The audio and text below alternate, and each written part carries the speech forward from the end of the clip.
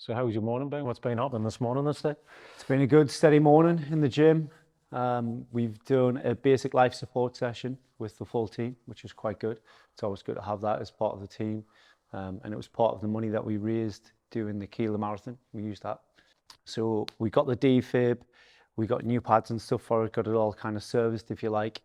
And then we've paid for a course for the whole team to have like it's not like a first aid, but it was like a top up, get everybody so they know how to use the defib and everything like that. So that's where we've just been this morning. So do many gyms have first aid as well, or defibs and stuff? You've got to have a first aid as a PT, and you should renew it every 3 years. In terms of every gym having a defib, I don't think that's like a given. So I just thought it was quite good. And it was something that's quite close to home for myself and for Joe, to be fair, that we had a defib in. So that's why we did the marathon. Yeah, because you do, you train, I mean, you train older people as well, don't you? You got the, what's the group called? We do indeed. So Joe runs a silver shoe session. Silver shoes, I like that. 65 and over session. But now they're in 5 days a week, so that's always good. I think the defib, again, they'll mention it about older people. It's not just for older people. The path, if you like, relating close to myself. My brother, he had a cardiac arrest when he was 29, which is quite young. But Really? as much as we run the silver shoes, obviously I think it's quite an imperative piece of kit. You never know when you need it. And defib is what saved my brother's life. So is that like a genetic thing or something, Steve? So the condition he's got, it was genetic. So me, my two sisters, my mum and dad, we all had to get checked out, and we have to get MRIs and stuff like that every 5 years. Really? Literally. So what is it, like build up a plaque? What's... So he was, it's unrelated, but he was born with holes in his heart and stuff like that, and he's always had cardiac issues. But this condition that he's got is the genetic one, and he went through something called ventricular fibrillation, which basically had a cardiac arrest, and that's the electrical side of your heart. Had that during his sleep, and he did something called what I think gets known as the death rattle, and where it's like a gasp, and it woke up his wife, his now wife. She looked at him, he was pale, blue lips, literally pretty much dead. She flipped him off the bed, started doing CPR, rang 999, ambulance was there within 5 minutes, able to defib him, and then he was in ICU for like 2 months or something, 3 months. And now he's got like the implant of like a defib, so he's got to get the battery changed and that every 7 years. Some footballers and stuff had it, like Christian Eriksen had it in the World Cup a few years ago, just collapsed. So it doesn't matter about fitness, doesn't matter about age, like it can just happen. So as much as my brother might not be in health and fitness, obviously a footballer's top of his game, professional athlete, it can just happen, which was why it was a big pull for me, why I thought we should get a defib in here and we should do something pretty cool for it to try and raise the money for it. That's mad, because if he wasn't, imagine if you're in the hotel by yourself, what happens then? So we were saying this, we mentioned this on the course just there, like if you're by yourself, like I don't know, like it's kind of like, it's done like.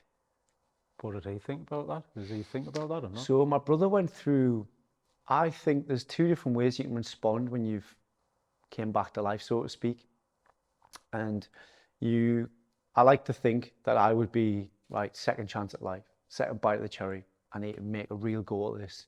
Let's go for it. Like, I'm unstoppable now. Or you can completely flip-flop that and you can see the side of, I should have died then. I was meant to die then.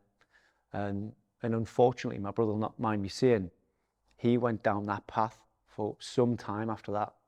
And it's been, what's he now? I'm 33, so that's about 6 years ago now. And I would say maybe his last year was when he started to come out of that way of thinking. And for a long time, he thought he was all doom and gloom. He was all, I should have died then. Like, what am I doing? There's no point in like living. Like, I'm so incapable of so many things that I would have wanted to have done. And he kind of went down this dark cycle, if you like, in that. Like I say, I would like to think, obviously I don't know until the shoe's on the other foot, that I would be like, let's go, second chance at this. Yeah, it's strange because everyone always thinks about, your life changes and you want to squeeze everything into it. Well, that might not happen for everybody. That might be I should have gone kind of thing. Do you know what I mean? I might flip the other side. It might be a bit more of a negative kind of outlook coming out of that, because you might be stressed and worried that this is going to happen again straight away. And I think that might be a thing as well. So his implant now, it'll tell him when he gets his battery change, or he checks it every so many years at the hospital. It tells him how many times it's triggered off. So how many times it's actually saved his life without him even realizing it. Wow. Mega, isn't it? So I think it has gone off probably about 3 or 4 times. So this thing's keeping him alive. How does he manage that? Has he got an app? Because it's just when he goes and he gets the battery checked, Okay. they must be able to connect to it through their systems, Yeah. and they go, all right, Sean, it's gone off yeah, 4 times. yeah. It's like when you're getting your car serviced, you Yeah, plug it in, and it just comes up with all the details Yeah, yeah. and what's wrong with You've your had car. so many error codes come up. Yeah, that's his. That's mad though. I mean, that's unbelievable story. That, I mean, so you're talking about your family, you're talking about your brother. Let's go back. Let's start from the beginning, Steve. So where are you from? Where did you grow up? So born and raised in Sunderland, Plains Farm, Ford, Pennywell. If you're from Sunderland, you'll know these places. They are, let's see, you learn the streets in these places. But really enjoyed my upbringing. I'm the youngest of 4. Got 2 older sisters, Kaylee, Danielle, and then my older brother, Sean. Brought up in a lovely family home, surrounded by a lot of love. I'm pretty big on family, which is why, like, what happened to my brother and stuff is quite significant in terms of, I think, my outlook and my appreciation for my own health and fitness. And that's why I always try and kind of push for the next thing, if you like. Still babyfied to a degree, even though I'm 33, by my sisters, who still try and look after me as if I was still young, which, I mean, I'm definitely not complaining about. But yeah, now, despite growing up like in a bit of a lush family and a lush, like, close circle, also had my own little demons and stuff like that. And I actually spoke, first time I ever spoke about this thing publicly. I'm quite open to it in friends and stuff like that. But the first time I actually spoke about this publicly was actually James asked me to speak at Space Northeast's 2nd year, like, anniversary, like their 2nd birthday dinner. And I spoke to a room of about 40 people, and I didn't know anybody other than James. And it was quite liberating, I would say. That's why I was quite open to doing this. Sort of a freedom when you're open about your own issues, because I've interviewed a few people, and everybody who they've got that light in their eyes and that weight is off the shoulders, and that's everybody who's 100% genuine and honest with their journey and where they are now and who they are. And that might have a little kind of inkling about yourself as well, Steve, you know. Totally. There is a weight that does lift when you are just who you are. You're not hiding anything. And there's a freedom to that. I'm quite envious about that freedom, because I don't think I've got that yet. Envious. That's an interesting. There's 2, I think. There's envy and there's jealousy. Envious is something I want from that person and I really kind of admire. Jealousy is something that it's almost like a negative. Yeah, So you don't want that person to have. You don't want that person to have, you want that. So I use the word envy because it's something I want, and I admire that person having that. So again, I think that's quite interesting, because I actually think why I'm so open about, like, my story and stuff, and I'll get into it in a second, is because it was such a buried thing for so long that it wasn't until I began to kind of share that with people that I used to kind of not just feel liberated myself and stuff from voicing it, but see that it would actually impact other people positively as well. And I think, like, if I had a mantra or a slogan for my life, it would be to have a positive impact on other people, whether they are the lady downstairs at the reception, had a little positive conversation with her, a little compliment and stuff. It was quite nice. Whether it's in such a short, like, interaction like that, or if it's somebody who, a client, family member, I always like to try and have a positive impact on somebody. And getting back to my point, when I began to start voicing my demons, my story, if you like, I began to see that people did have that level of not empathy, not even envy, but relatedness that they couldn't necessarily articulate themselves or didn't even want to. And I completely understand that because I was there for so long myself.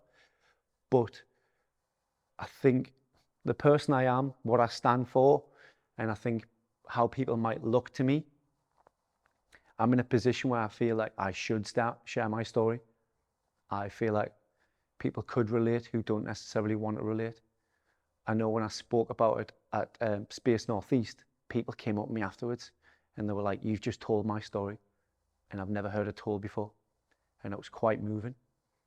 You kind of hit the nail on the head, Steve. This is the very reason I'm trying to do this and I want to do this is because I think every day I meet people, I'm going to say a general public, like me, like you, we all have a story which could help somebody else. And it doesn't have to be a celebrity story. It doesn't have to be an athlete. It doesn't have to be somebody famous, because we all gravitate to these people who we hold aloft on this pedestal, right? Everyday folk go through similar stuff, if not worse things, on a daily basis, and they have to get up, they have to go to work, they have to have the family ready, and they have to just find the money, the means, the food, keep a roof above your head. And for me, this is the majority of people. So finding people who are willing to share the story, I think, will have a good and a positive impact in other people. And then that might help them reach out to the next person. And this kind of rolls along, it's almost like a knock-on effect. So for the likes of yourself, I'm really pleased you're sitting down just talking about this, because just from one regular lads to another, this is what it's about. Absolutely, mate. I think for Storyline to be in its infancy, this is the initial little snowball. I completely relate to that point. I think you just see it just kicking off towards something that where, like you say, Gen Pop, everyday people will completely relate to other everyday people, and it's completely normal and it's completely acceptable. And yeah, it doesn't always have to be about like mental health and stuff like that, or any aspect like your stresses of XYZ, or even like health in terms of what you might have gone through. Things like there'll be people telling stories about how they've came from financial hardship and to now they've prospered and stuff like that. But there will be people to be able to relate to that story. And I think it will be everyday people relate to everyday people. And I think that's where we have the need for something like Storyland, where we can begin to connect like that. And I mean, completely. It's just a shame that people only really gravitate. A lot of people gravitate into celebrity because, oh, look who's on this. Let's watch that. Well, why should that be? Because I think if you heard the stories from everyday people, then you'd want to watch it, because you go, actually, I feel like that. Oh, that happened to me. Oh, so and so, that happened to them. Really? Did they get through that? Well, this could help me. That's what it should be. that's it. And I think like that could be completely emphatic. I think like nail on the head. I think I agree with you. It doesn't have to be like a celebrity, and yet the social norm is to do that. Things like programs and stuff like I'm a Celeb. I think people, if they really take a step back, they really enjoy stuff like that. It's because they might see them people as people and not like as these statuses, these names and stuff like that. Things like even like something as daft as another TV show like Gogglebox, people watch TV. But I think it's because you can see people. I think people are actually wanting that social connection, or that social kind of understanding, mutual understanding. It kind of bugs us in a way that we don't give a voice to everybody. And I mean, this is the whole point in this. I was going to say, you're saying it bugs you though, but you're there pioneering this. You're trying to do that. Yeah, well, let's get off me. I'm uncomfortable. Are you going to be sat in this seat one day? Well, You totally should. I've been asked that quite a few times, Steve. And to be honest, I don't think I'm ready to sit in that seat yet. That's funny, isn't it? And I'm honest about that. I don't think I'm ready to sit there. So I'd take my hat off for you sitting there. Do you think you want to be? The whole reason I'm doing this is because I kind of want to be, and I want to give my story as well, because I learn, and I gain so much positivity, and I learn from every single person that sits in that seat. Let's go back to your childhood, and let's talk about you. Did you feel different, Steve? Because everyone, being the youngest, sisters, brothers, all this kind of stuff, lovely family dynamic. Did you feel the outcast? Was there anything that you felt different? Were you inside yourself? What is it? Do you know what it is? I can remember being, I don't know, year 3, what's that, like 7, 8-year-old or something. And I'm sure every child, when I look back, sure every child thought this, or to a degree, it's past the thought that I don't quite fit in with X, Y, Z. And I remember moving schools in year 3, in fact. So I had to face completely new people, make friends all over again.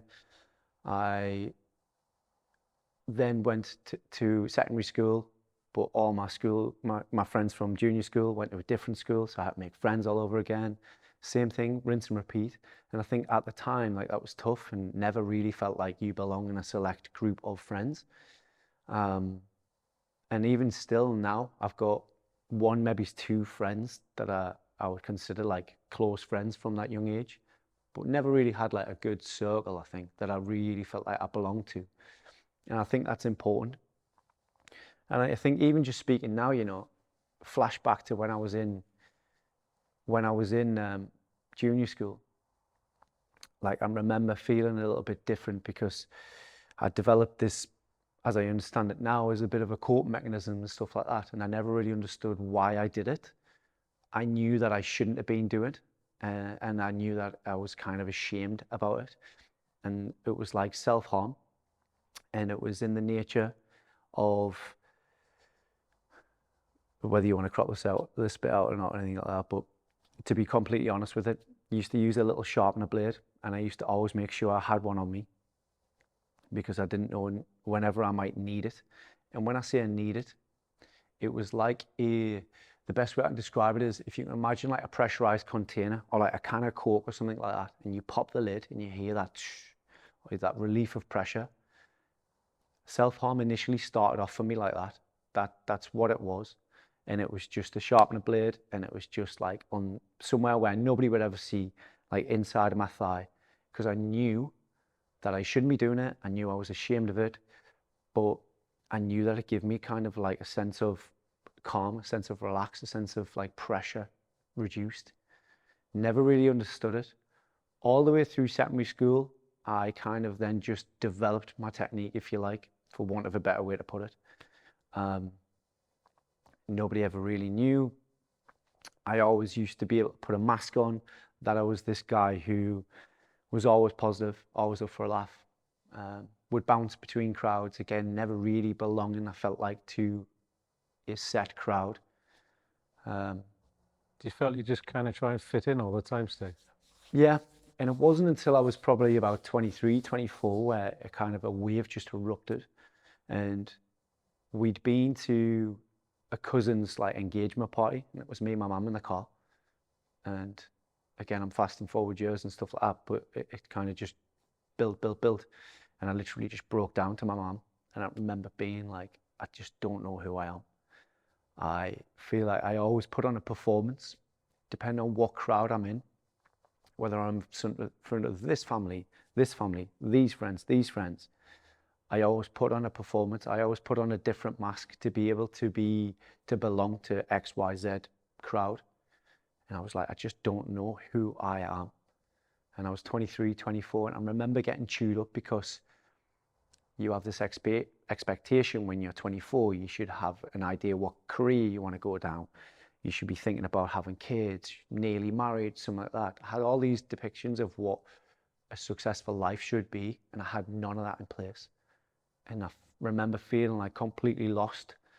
From this person who's been dying to belong and get into a group, to be completely lost and it's all come to a head. I was just really struggling to kind of process that.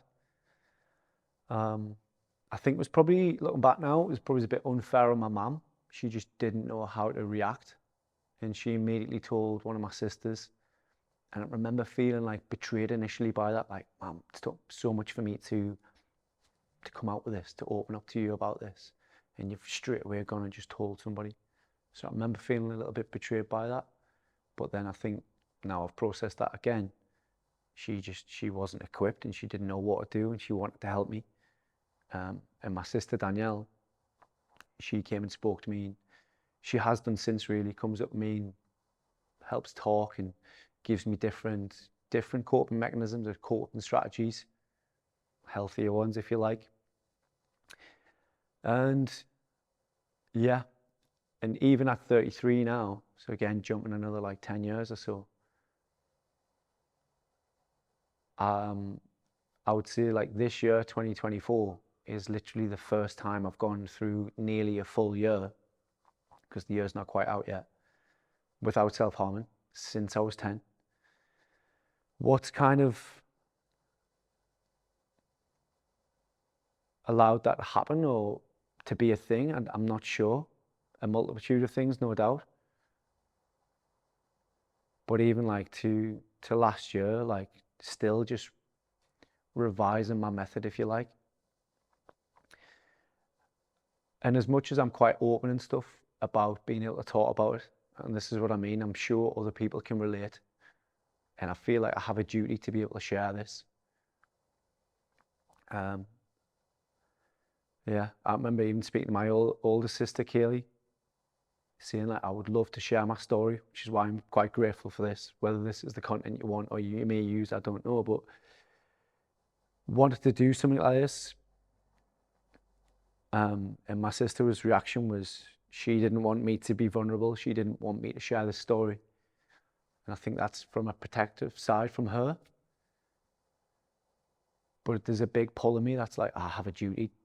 There'll be people out there that'll relate. And if it helps even one person understand how they're feeling, like, and that doesn't have to be alienated. You haven't got to be ashamed. You haven't got to fully understand it even. That's fine. Then I'm grateful for that. So why now, Steve? Why now open about this?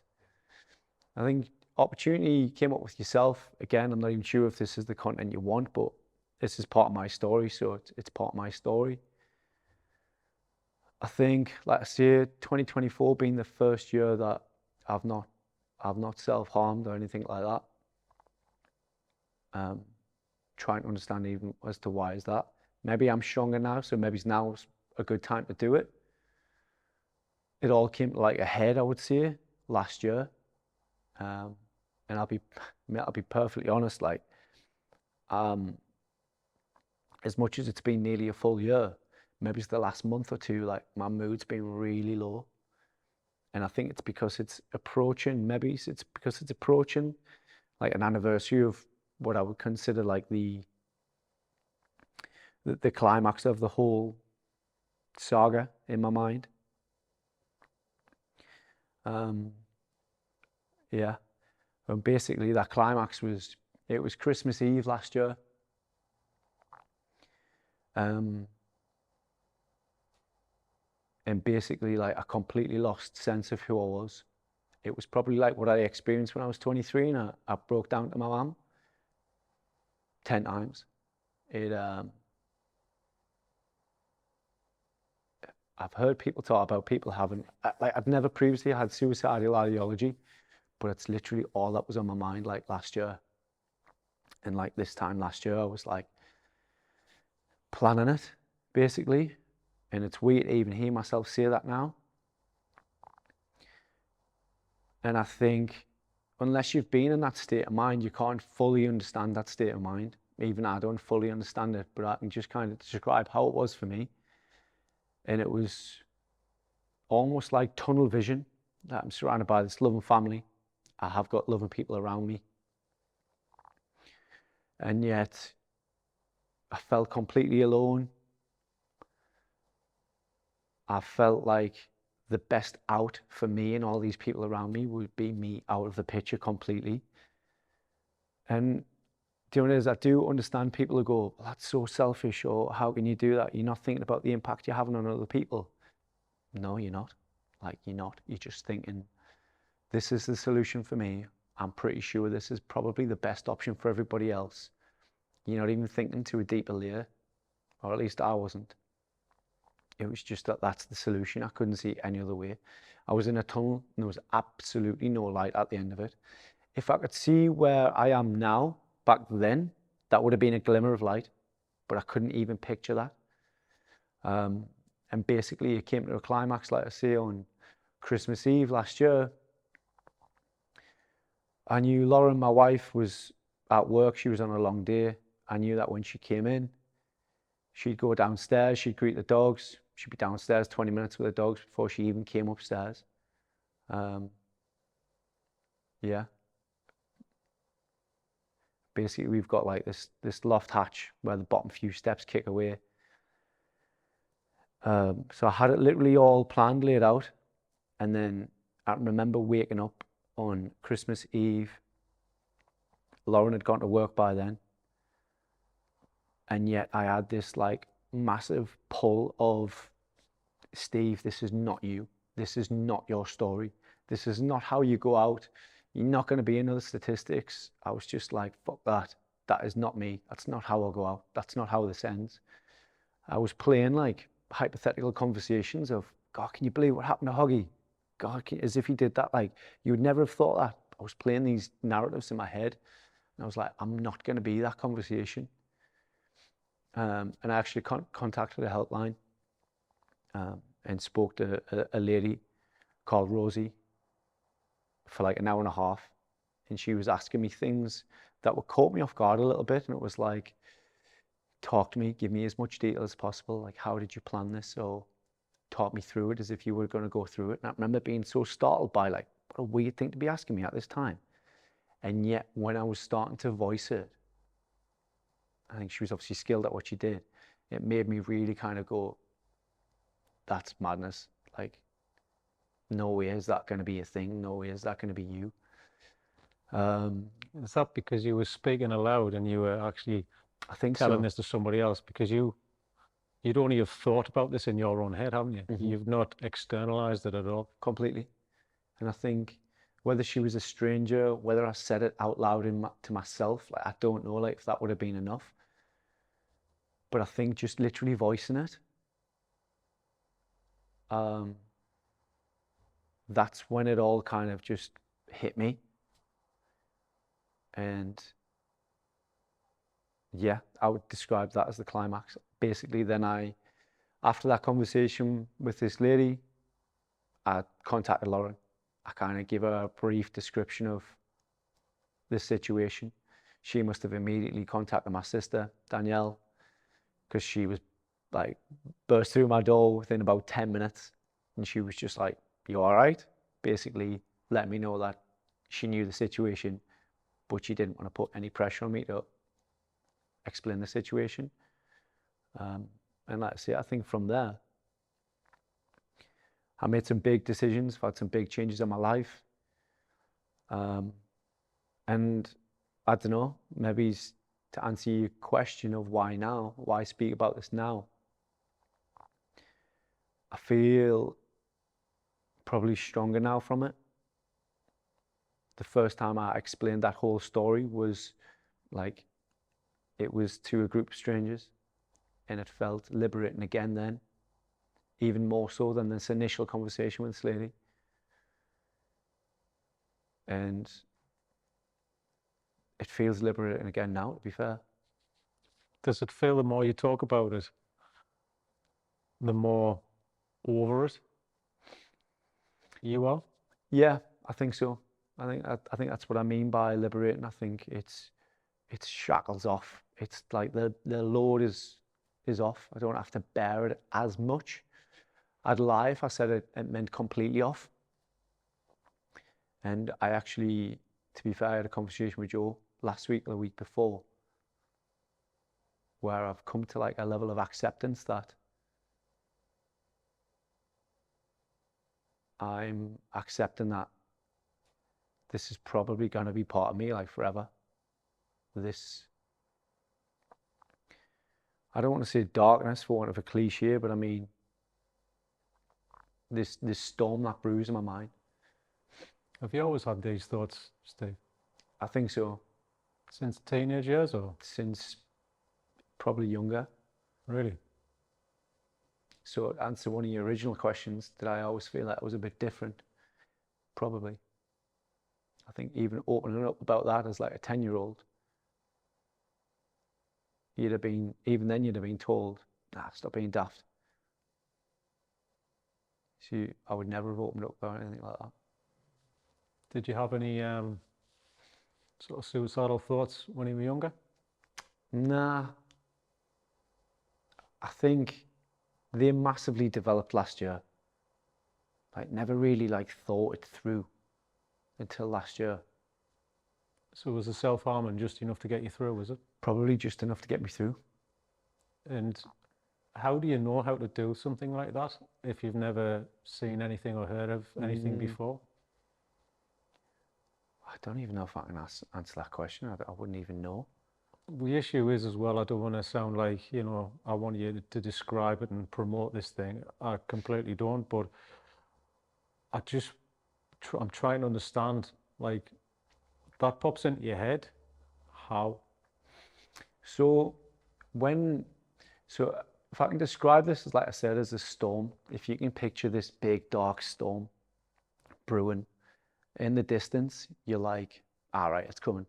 All right then, it's just coming, isn't it? Like there's nothing you can do about this storm. It's coming sooner or later. And then eventually it begins dawning on you, getting closer to you. If you can imagine you're in like a body of water and you've only got this much space above your head, like you're gasping for the last few little breaths of air. Then self-harm, taking a blade,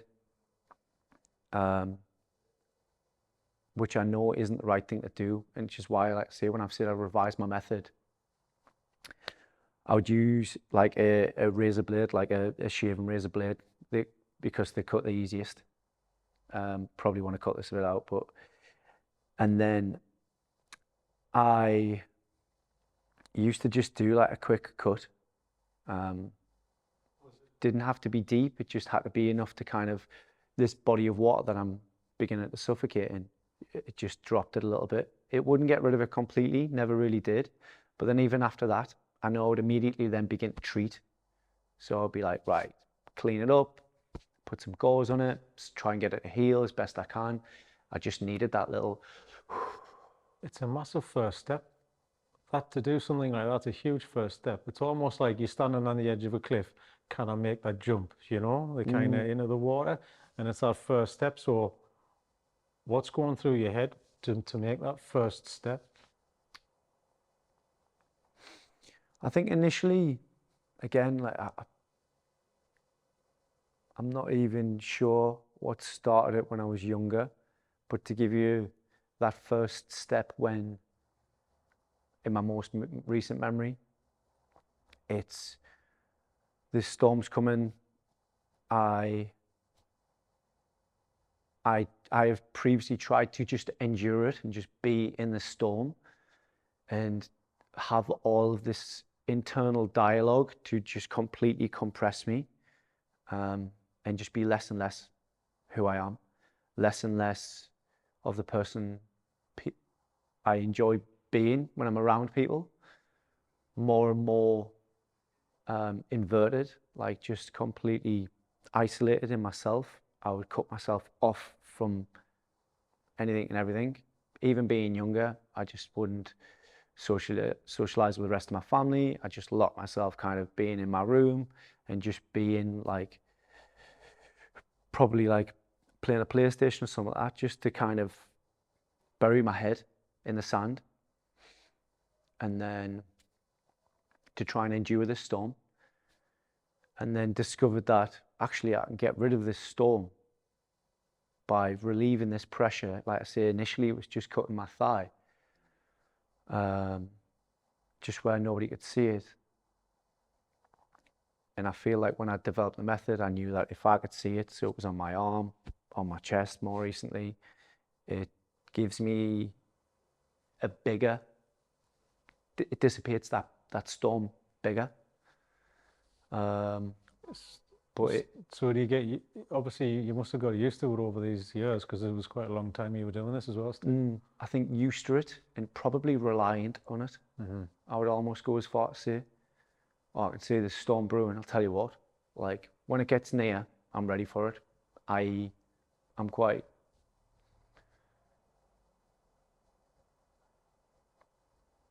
happy, I was going to say, to just manage this storm by just getting a blade out, because I know that solves it, at least for the next few months. I would say I ended up relying on it. Did you try anything else, any other methods, Steve? Were you getting I've tired? tried like methods in terms of like the classic, like speaking to somebody about it. I've tried like even like somebody just online, like through an online chat. I've tried speaking to somebody in person. I've tried, like I say, even opening up with my sister, and she's given me different coping mechanisms where I'm just drive somewhere by myself and just be present, thinking of like 3 things I can see, 3 things I can hear, 3 things I can feel, like different classical methods, and nothing is ever, still to this day, like give me the same level of being able to relieve the pressure. I honestly wish I was creative enough to come up, or as imaginative enough to come up with a better solution. And I'm sure there are better solutions out there.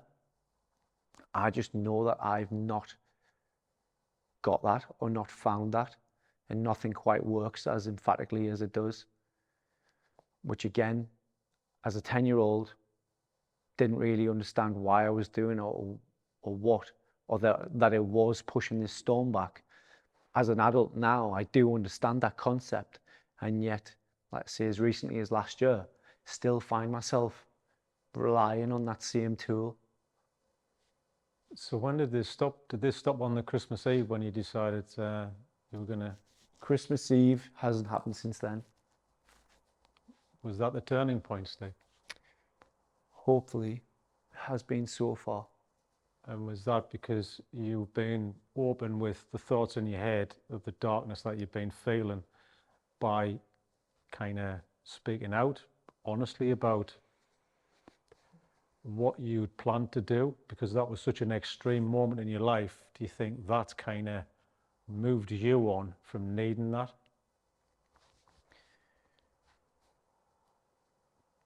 I would say I hope so. I would say I can't definitively say yes or no, because like I say, literally in the last 2 months, I have felt low, storm coming. Has it crossed my mind? Absolutely. Have I done it though? I haven't. I've kind of just tried to weather it and endure it. Do you talk about it more? Probably not. I have spoke about it now openly like this. But even when you're feeling down, is there anyone you can kind of talk to when you're feeling down? When that storm's coming? Because you know when the storm's coming. People don't know when the storm's coming. Yeah, you're right. So if you reached out when the storm's just visible, do you think that would help? Probably. Yeah, I do actually. Do you think it was worth a try as well? It's better than the alternatives. I know, mate. And I think that's something as well, Steve. It's tough because people can't say it,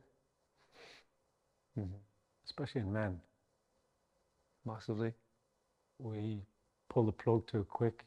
We make actions. We don't really speak about this stuff. Yeah. But sometimes the actions you can't reverse.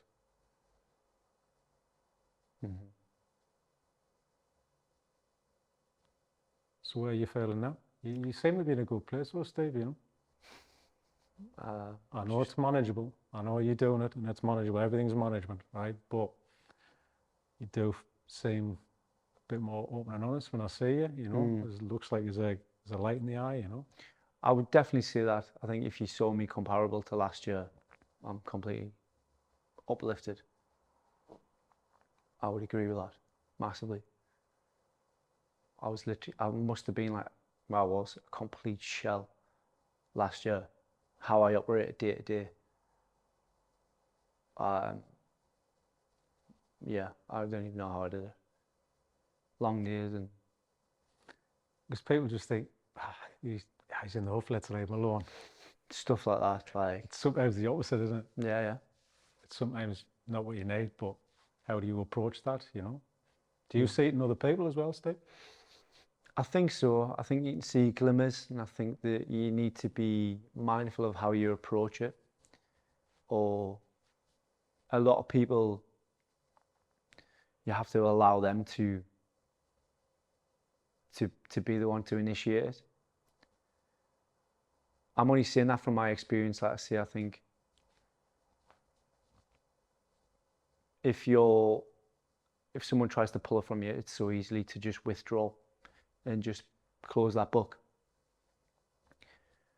But that's why I think when people see or read or like observe things like this, hearing other people's stories that they can actually relate to, that increases the likelihood of people watching that and kind of, or seeing that, reading it and kind of going, wow, and then more likely to then open up.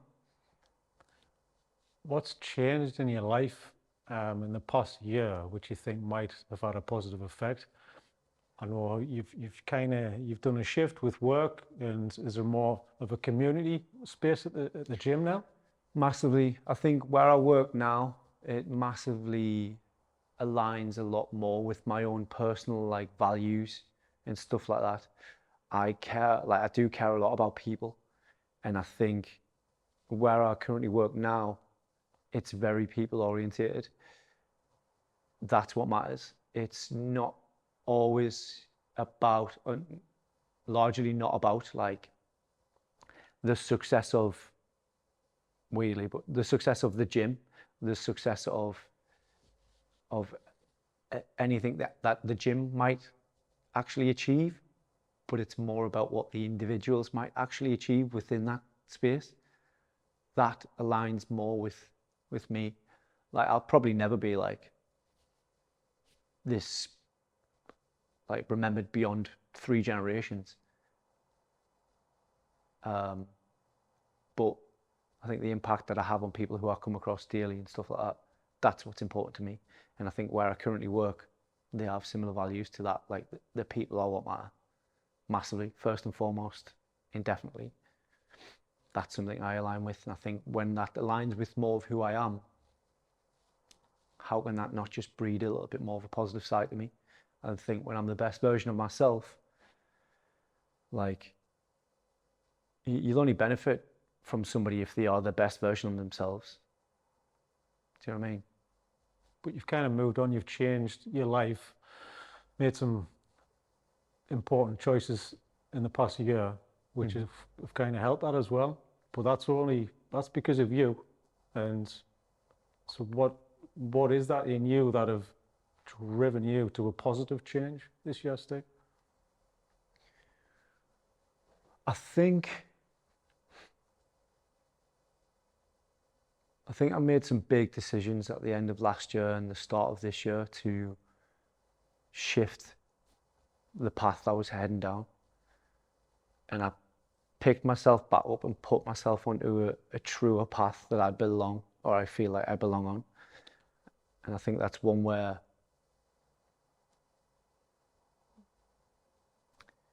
I get to really flourish.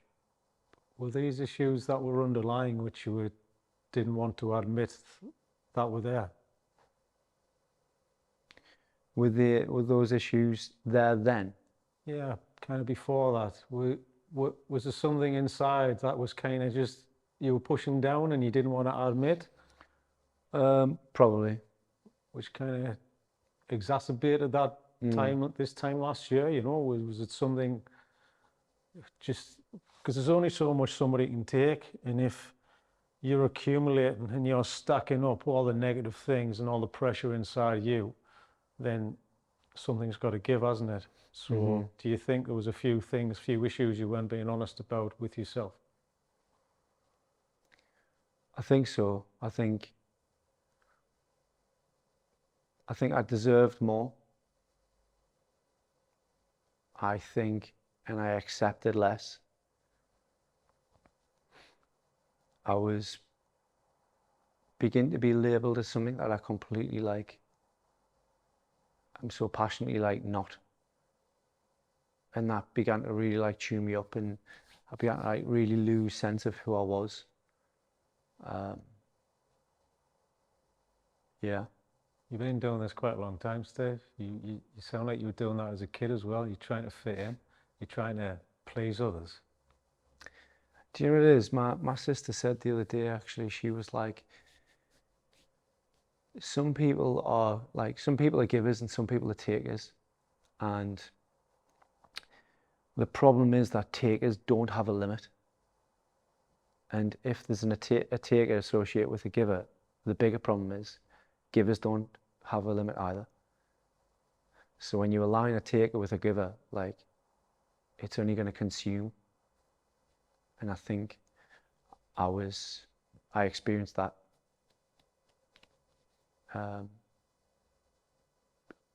more willingly than I'm proud of.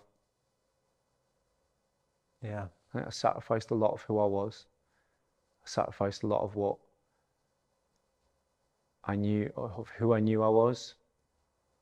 I sacrificed a lot of time, a lot of relationships, a lot of experiences for something and someone else. And that only cost me. It sounds like your sister's always looking out for you. She is. They all are. I know I'm still the youngest, despite I'm 33. You're always going to be the youngest. I'm always going to be the youngest. Can't cheat that.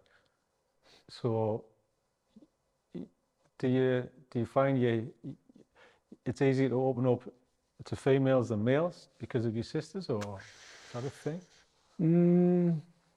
I think it's indifferent. I just think I think my sisters, it's not even a sense of gender. I think it's just my sisters give me a sense of like probably safety or something like that. Non-judgment, nothing but like advice, nothing but a sense of like, I don't know, probably like comfort, or probably like, I know they're gonna look after me. Do you think they know you more than anyone else knows you? I don't know. They probably know me pretty well. Probably better than I give them credit for, I would say. But they didn't know all of this as well, or did they have an inkling? No, they didn't. No. So even growing up as a kid, they kind of, have you just like let them help you and take you along the way? Probably. And yet now, sometimes I find it so difficult to ask for help. I'd rather like, for the simplest things, like I would try and figure out myself. That's probably the problem as well. There's no shame in asking for help. There's not. Have you ever been diagnosed with anything, Steve? Because it sounds like there's a sprinkling of depression in there. Is there any family traits that you can relate to? Have you ever, do you think about that as well? Do you kind of look at different family members? Have you delved deep? Have you asked the questions? Have you done any of that or not? No. You haven't? Plead ignorance is bliss about that. Really? But I think that's probably like an old school way, like you say, of especially for a man, is to be,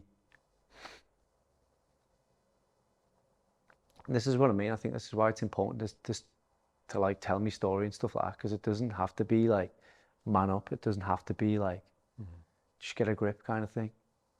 It doesn't fucking end well, or at least it doesn't lead to a, Well, it nearly didn't end well, Steve. that's what I mean. But again, I think you've kind of helped yourself out though, haven't you? You've pulled yourself up. So how do you keep moving? What do you do to maintain that positive outlook that you've got now? I think continuing, like I say, go back to my mantra, like I try to make like a positive difference to the lives of others. Like I think that really feeds my soul. I think being where I am now in terms of work and stuff like that really feeds my soul. It gives me like life fulfillment. I think doing that more and more, but to a controlled degree, I think. Yeah, because you mentioned the giver. Yeah, You I don't don't, want I to overgive. shouldn't do it to a point where I'm consumed. Yeah, Do it to a point where I'm fulfilled. yeah. There's a fine line, I think, and Yeah, because you don't want to be used for somebody else's gain. no, Because, oh, well, that's Steve. Yeah, Steve will do it. Oh, yeah. yeah, Because he's yeah, probably the reliable guy who always turns up and you'll help somebody move house and all that kind of stuff, you know? So at what point have you got to kind of just go, look, I can't do it today. I'm sorry, you know? still learning that lesson. Do you feel, is it hard to say no sometimes as well? Yeah, Yeah, still. yeah. Like even this morning, like absolutely slammed. I knew I was there 10 till 12. I knew I needed to be here, so I was like first one to do my demo. Dashed here, got here.